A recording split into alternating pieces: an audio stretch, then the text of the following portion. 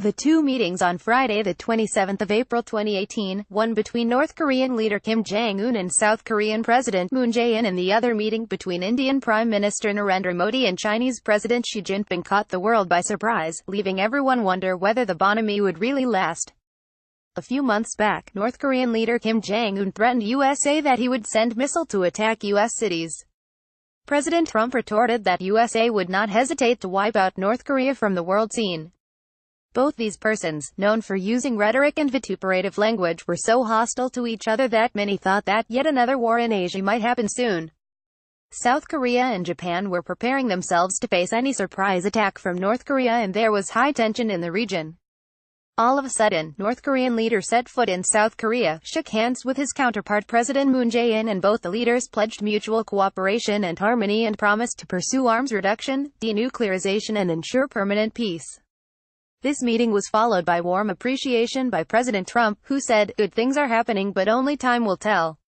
Will the bonhomie last between two Koreas?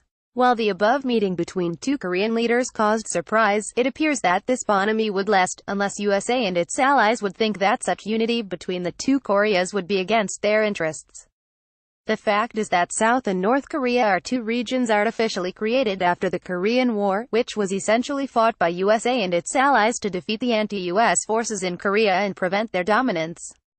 The war was due to the divide-and-rule approach of the then U.S. government, which U.S. later on attempted in Vietnam also. While thousands of Koreans died in the Korean War, the ground reality is that Koreans are one race. And it was the political division of North and South Korea and not cultural or emotional division. Today, the economy of North Korea is in shambles, with per capita income remaining abysmally low under the dictator, who has been surviving by annihilating the critics and opponents mercilessly. So far, North Korea managed its show in spite of near international isolation due to the direct and indirect support extended by China.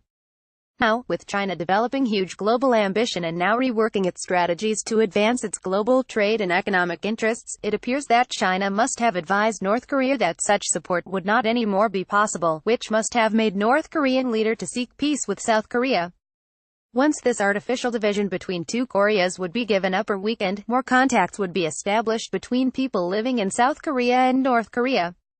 Then, it would be impossible to prevent the emotional integration of the Koreans living in the two artificially divided regions. With rich South Korea and impoverished North Korea being a reality, those living in North Korea are bound to demand integration with South Korea, and with South Korea welcoming them. Therefore, both North Korea and South Korea emerging as one nation is likely to happen sooner or later, perhaps sooner than later, just as it happened in the case of East Germany and West Germany. The North Korean dictator Kim Jong-un would not be able to prevent this even with China's help, and perhaps, in all probability, he would fade away in the wake of the rising demand for unity backed by emotional feelings of integration between those living in South and North Korea. The writing is clearly on the wall for the North Korean leader Kim Jong-un.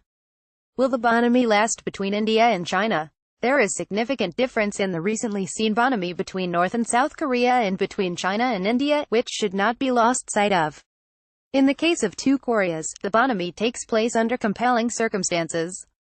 In the case of China and India, the bonhomie appears to be artificial and is a made-to-look scenario.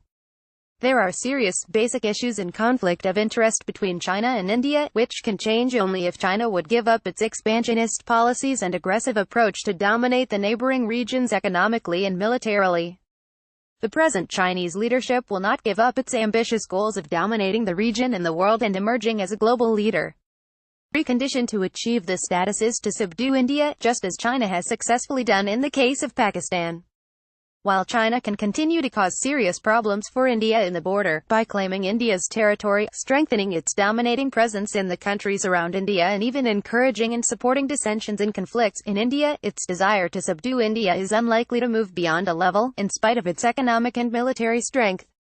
Obviously, Indian Prime Minister and Chinese President have exhibited comradeship, since China thinks that as part of its overall strategies, it should soften its stand with India at present as short-term strategy.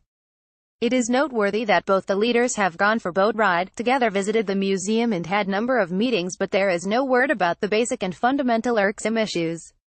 Obviously, it is in the interest of both the countries at present to window dress their relationships. The fundamental issues remain and the bonhomie is unreal, artificial, and has no long-term significance.